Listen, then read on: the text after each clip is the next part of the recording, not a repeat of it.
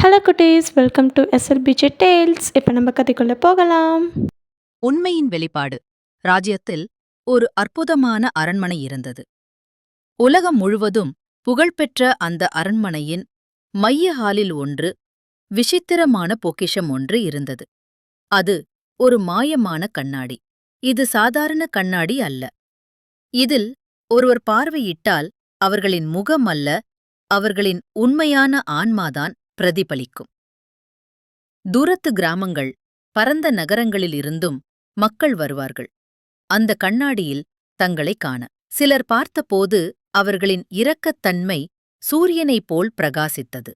இன்னும் சிலரின் பார்வையின் பின்னால் பொறாமை, பேராசை, மறைந்த துயரம் போன்ற நிழல்களை பார்த்தார்கள். ஒருநாள் வீரா என்ற ஒரு ஏழை சிறுவன் அந்த அரண்மனைக்குள் வந்தான். அவனது உடைகள் கிழிந்து இருந்தன. கால்களில் செருப்பும் கூட இல்லை.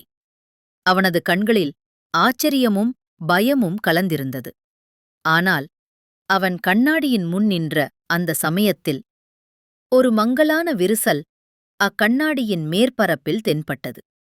அவனை பிடிங்க என்று ஒரு காவலன் கூச்சலிட்டான். அவன் தீயவன், அவன் கண்ணாடியை உடைத்துவிட்டான் என்றார்கள். அப்போது அரண்மனையின் முதிய ஞானி ஒருவர் தனது கையை உயர்த்தினார். அமைதியான ஆனால் உறுதியான குரலில் அவர் கூறினார், நில்லுங்கள் என்றார். இந்தக் கண்ணாடி தீமையால் விரிசல் அடைந்தது அல்ல என்றார் மெதுவாக. இது மிக அரிதான ஒன்றை பிரதிபலித்ததால்தான் விரிசல் ஏற்பட்டிருக்கும். அவர் வீராவிடம் மென்மையாக கேட்டார். சொல் குழந்தாய், நீ என்ன பார்த்தாய்? வீரா கண்களில் கண்ணீர் பெருக்கெடுத்தது. அவனது குரல் நடுங்கியது. நான் ஒரு திருட்டு செய்த சிறுவனை பார்க்கிறேன். பொய் சொன்னவனை, தன்னை நேசித்தவர்களை காயப்படுத்தியவனை. ஆனால் நான் இன்னும் பார்க்கிறேன் மனமாற்றம் விரும்பும் சிறுவனை, உண்மையில் மாற விரும்பும் சிறுவனை. அந்த ஞானி கூறினார், இந்த கண்ணாடி இருளால் அல்ல, உண்மையால் விரிசல் அடைந்தது. பலர் இங்கு வந்து தங்கள் முகமூடிகளை மட்டும் காட்டுகின்றனர். ஆனால் இந்த சிறுவன் மாறிக்கொண்டிருக்கும் உயிரை காட்டினான். அந்த நேர்மை, அந்த தைரியம், தன்னை எதிர்கொள்ளும் ஆற்றல், அதை இந்த கண்ணாடி மிகவும் மதிக்கிறது. அந்த நேரம் வரை அமைதியாக இருந்த மன்னர் முன்னே வந்தார். அவரது கண்கள் பாசத்தால் ஒளிந்தன. நீ பலர் போல நல்ல ஆடை அணிந்து இனிமையான வார்த்தைகள் பேசாமல் உண்மையான வீரத்தை காட்டினாய். இங்கே இரு வீரா, இங்கு அனைத்தையும் கற்றுக்கொள்.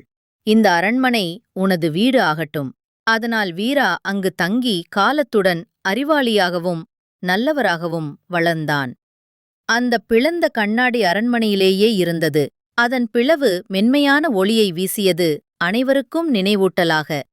உண்மையான பலம் தங்களை மறைப்பதில் இல்லை, தங்களை நேருக்கு நேர் சந்திக்கும் தைரியத்தில்தான். குணமடையும் ஒரு பிளவுபட்ட ஆன்மா பொய்யான குறையற்ற ஒன்றை விட பிரகாசமாக மின்னும். தேங்க்ஸ் ஃபார் வாட்சிங் குட்டீஸ். பாய். நம்ம அடுத்த வீடியோவில் சந்திப்போம்.